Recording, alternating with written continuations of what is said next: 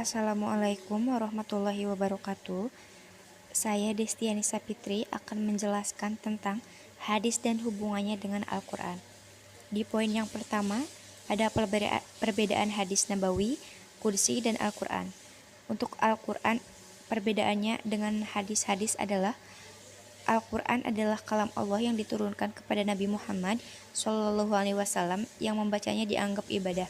Sedangkan untuk hadis nabawi ialah apa saja yang disandarkan kepada Nabi Muhammad, baik berupa perkataan, perbuatan, persetujuan maupun sifat. Dan hadis kursi adalah apa-apa yang disandarkan oleh Nabi Muhammad SAW kepada Allah Ta'ala. Al-Quran, seluruh isinya Al-Quran dinukil secara mutawir, sehingga kepastiannya mutlak. Adapun hadis-hadis kebanyakan adalah kabar ahad, sehingga kepastiannya masih merupakan dugaan. Hadis kursi lafal dan maknanya dari Allah Ta'ala. Dikatakan demikian alasannya karena Rasulullah meriwayatkan dengan disandarkan kepada Allah Subhanahu wa Ta'ala, serta diketahui bahwa asal-usul ucapan itu karena sumbernya disandarkan pada lafal orang yang mengucapkan, bukan pada pemindahannya. Hadis nabawi adalah hadis Nabi yang disandarkan secara keseluruhan kepada Nabi, makna maupun lafalnya, dengan bentuk ucapan, perbuatan, takrir, dan sifat-sifatnya. Untuk poin selanjutnya adalah perbedaan hadis dan Al-Quran. Al-Quran merupakan kalam Allah yang diturunkan kepada Nabi Muhammad SAW secara berangsur-angsur lewat perantara malaikat Jibril.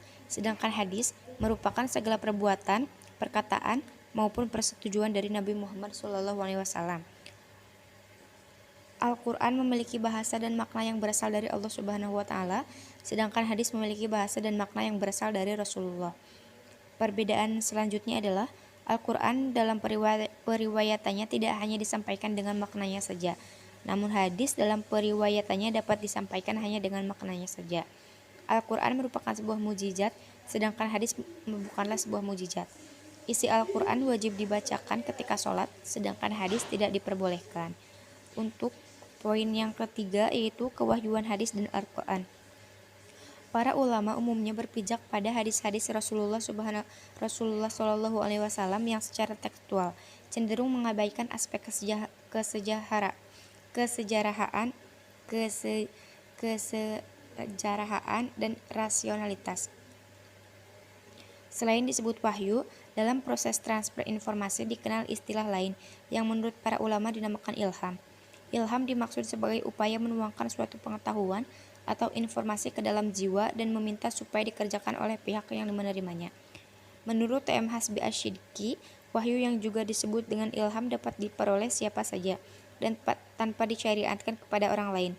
Ilham itu juga merupakan perasaan halus yang diyakini jiwa serta dapat mendorongnya untuk melakukan sesuatu yang diyakininya, serta tidak mengetahui dari mana datangnya. Untuk wahyu Al-Quran diturunkan kepada Nabi Muhammad melalui perantara malaikat Jibril selama 22 tahun, 2 bulan, 22 hari. Dalam proses pewahyuannya, terdapat beberapa cara untuk menyampaikan wahyu yang dibawa malaikat Jibril kepada Nabi Muhammad. Malaikat Jibril memasukkan wahyu ke dalam hati Nabi. Dalam hal ini, Nabi tidak melihat sesuatu apapun, hanya merasa bahwa wahyu itu sudah berada di dalam kalbunya. Mengenai hal ini, Nabi mengatakan, Ruhul Kudus mewahyukan ke dalam kalbuku. Untuk poin selanjutnya ada fungsi hadis terhadap Al-Quran. Fungsi hadis terhadap Al-Quran adalah sebagai bayan muhakik, penjelas dan penguat bagi Al-Quran, baik bayan takrir maupun bayan tafsir. Contoh-contohnya itu bayan at-takrir untuk memperjelas isi Al-Quran, bayan at-tafsir menafsirkan isi dalam kandungan Al-Quran, bayan at-tashri memberikan kepastian hukum Islam yang tidak ada di dalam Al-Quran, dan bayan nas mengganti ketentuan terdahulu. Untuk poin terakhir yaitu kemuliaan ahli hadis. Ahli hadis mendapat kedudukan tinggi di sisi Rasulullah SAW, baik di dunia maupun di akhirat. Contoh di dunia, Rasulullah SAW mewasiatkan para sahabatnya untuk menyambut dan memuliakan para pendatang yang ingin belajar hadis. Terus kemuliaan selanjutnya yaitu kedekatan dengan Nabi Muhammad SAW. Kedudukan mulia ini hanya khusus dimiliki oleh para perawi hadis, karena tidak ada sekelompok ulama yang sholawatnya melebihi para perawi hadis. Kemuliaan selanjutnya, para perawi hadis telah didoakan oleh Nabi Muhammad secara khusus, dan kemuliaan selanjutnya adalah para ahli hadis merupakan pengganti Nabi Muhammad SAW. Dan keempat, stempel adil dari Nabi SAW untuk ahli hadis.